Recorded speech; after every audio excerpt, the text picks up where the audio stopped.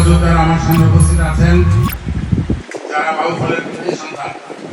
আমি অত্যন্ত গর্বিত, দক্ষিণ বাংলায় কৃতি সন্তানরা আজকে আমার মতো একটি ক্ষুদ্র রাজনৈতিক কর্মীর অফিসে আসছেন। আমি শহীদ জিয়া গবেষণা পরিষদ, পদ্মা টেলিভিশন সহ আমার সব সংগঠনের পক্ষ থেকে তাদেরকে অভিনন্দন এবং শুভেচ্ছা জানাই। বন্ধুরা, আমার আজকে তাৎক্ষণিক যে অনুষ্ঠানটা ছিল আমার এখানে চা খাওয়ার দল। এটা আমি এই ছাত্র নেতাদের আমি অনেক সাহস করে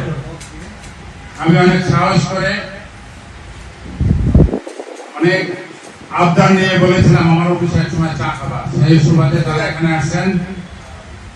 আসার সাথে সাথে আমি গর্বিত। আমি মনে করেছি এদেরকে একটু মূল্যায়ন করা দরকার। আমি মনে করি এদেরকে মূল্যায়ন করলে আমাদের নতুন প্রজন্মকে মূল্যায়ন করা হবে।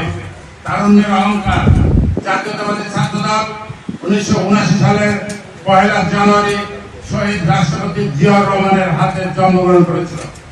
শহীদ রাষ্ট্রপতি জিয়াউর রহমানের হাতে করা এই সংগঠন সময়ের দাবিতে 90-এর গণ আন্দোলন, তারপরে স্বৈরাচারী হাসিনা বিরোধী আন্দোলন, 24-এর যে ছাত্র জনতার আন্দোলনে, সেই আন্দোলনের সক্রিয় ভূমিকা জাতীয়তাবাদী ছাত্রদল প্রত্যক্ষ এবং পরোক্ষভাবে অংশগ্রহণ করে আমাদেরকে সমৃদ্ধ করেছিল। আমরা মনে করি জাতীয়তাবাদী ছাত্রদল আমরা পূর্বে কি দেখেছি, ছাত্রদলের উপর নির্ভর করে আমরা কিন্তু চলতাম। আমাদের যারা উত্তরসূরি, আমাদের যারা পূর্বপুরুষ, যারা পূর্বে রাজনীতি করেছে, তাদের শক্তি ছিল জাতীয়তাবাদী ছাত্রদল। আমি দেখেছি 90 গণ আন্দোলনের পরে মূল দল, যুব দল, অনেক দল ছাত্রদলকে এমন ভাবে আদর করত, এমন ভাবে তাদের কাছে আবদার করতো যে ভাই আমাদের কথাটা একটু নেত্রীর কাছে বলো বা নেতাদের কাছে বলো। সেই ছাত্রদল হলো বাংলাদেশের রূপকার, বাংলাদেশ নতুন বাংলাদেশ গঠনের যে পরিকল্পনা, যেটা জিয়াউর রহমান করেছিল। জিয়াউর রহমান এই ছাত্রদলকে কিভাবে মূল্যায়ন করেছে? যারা মেধাবী ছিল তাদেরকে কিন্তু নৌবহরে নিয়ে গেছিল, নৌবহরে নিয়ে তাদেরকে পুরস্কৃত করেছিল। আজকে আমরা বাউফলের পক্ষ থেকে, বাউফল উপজেলা বিএনপির পক্ষ থেকে এবং জিয়া গবেষণা পরিষদের কেন্দ্রীয় কমিটির পক্ষ থেকে এই ছাত্রদের আবারও অভিনন্দন এবং শুভেচ্ছা জানাই। আমরা মনে করি আগামী বাংলাদেশ হবে এই ছাত্রদলের নেতৃত্বের উপরে।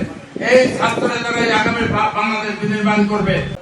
আজ দীর্ঘ 2টি বছর ধৈর্য ধরার পরে আজকে আমাদের সেই রাজপথের লড়াকু সৈনিকরা যারা আন্দোলন সংগ্রামের সামনের সারিতে থেকে আমাদেরকে সর্বোচ্চ সহযোগিতা করেছেন, ঢাকার অলি গলি নিথক পথে যাদের রক্ত, যাদের ঘাম অর্জিত হয়েছে, এই জুলাই আগস্টে আমরা যে বিপ্লব অর্জন করেছি, তার ভিতরে বাংলাদেশ জাতীয়তাবাদী ছাত্র দলের সবচেয়ে বড় বৃহত্তম ভূমিকা ছিল।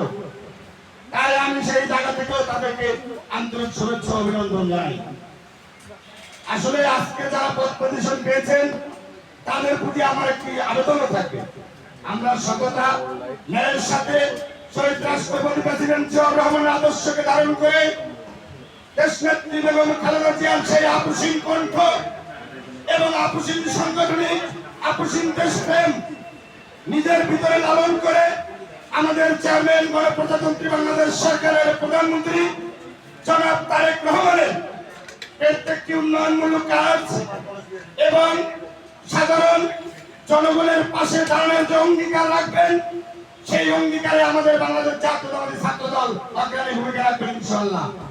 এই বিএনপির রাজনীতির প্রত্যেকের সূচনা করেছিলেন এবং দেশনেত্রী বেগম খালেদা জিয়ার ভ্যানগার্ড হিসেবে পরিচিত ছিল এই বাংলাদেশ জাতীয়তাবাদী ছাত্রদল।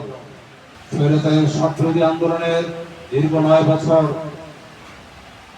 বাংলাদেশের প্রতিবাদের একমাত্র নাম ছিল বাংলাদেশ জাতীয়তাবাদী ছাত্রদল। আপনারা সেই সংগঠনের আজকে এই সময় 2026-এ নতুন নেতৃত্ব এসেছেন। আপনাদের কাছ থেকে জাতির প্রত্যাশা অনেক। বর্তমান প্রধানমন্ত্রী দেশ নায়ক তারেক রহমান ছাত্রদলকে সর্বোচ্চ গুরুত্ব দিয়ে রাখেন। তার কাছে ছাত্রদলের গুরুত্ব সর্বাধিক, এরপর অন্যান্য অঙ্গ সহযোগী সংগঠনের গুরুত্ব। সুতরাং সেই দিকটা আপনাদের খেয়াল রাখতে হবে।